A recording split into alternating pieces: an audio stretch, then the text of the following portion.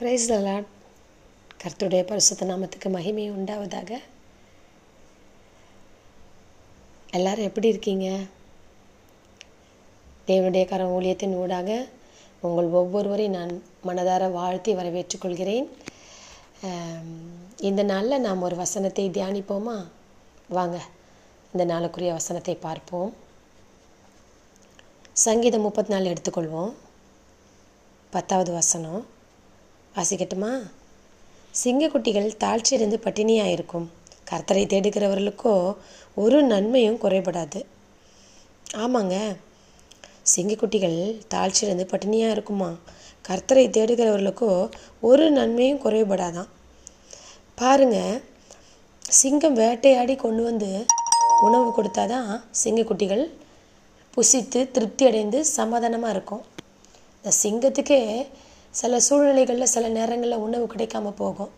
அப்போ சிங்கத்துக்கு உணவு கிடைக்கலன்னா சிங்கக்குட்டிகள் தாழ்ச்சிருந்து தானே இருக்கும். அதுங்களுக்கு உணவு கிடைக்கலன்னா அது பட்டினியாக தானே இருக்குங்க. அப்படி ஆனாலும் கூட பாருங்கள், கர்த்தரை தேடுகிறவர்களுக்கு பாருங்கள் ஒரு நன்மையும் குறைபடாதாங்க. ஆமாங்க, நீங்கள் கர்த்தரை ஒவ்வொரு நாளும் தேடி பாருங்களேன். அதிகாலையில் தேடுங்க, காலைதோறும் அவருடைய கிருபைகளையும் நீங்கள் பெற்றுக்கொள்வீங்க. ஒவ்வொரு நாளும் அதிகாலையில் நீங்கள் ஆண்டவரை தேடி பாருங்கள். அந்த நாளில் ஆண்டவர் உங்களை போஷிப்பதை நீங்கள் உங்கள் கண்களால் நீங்கள் காண்பீர்கள். ஆமாங்க, ஒவ்வொரு நாளும் ஆண்டவரை தேடி பாருங்கள். அவர் உங்களை போஷித்து ஆசீர்வாதத்தை நடத்துவார். அவரை தேடுகிறவர்களுக்கு ஒரு நன்மையும் குறைபடாதுங்க. அந்த வசனம் நம்மை நடத்தும் பாருங்கள். இந்த வசனம் நம்மை ஆசீர்வதிக்கும். இந்த வசனத்தில் உள்ள வார்த்தைகள் நம்மை போஷிக்கும்.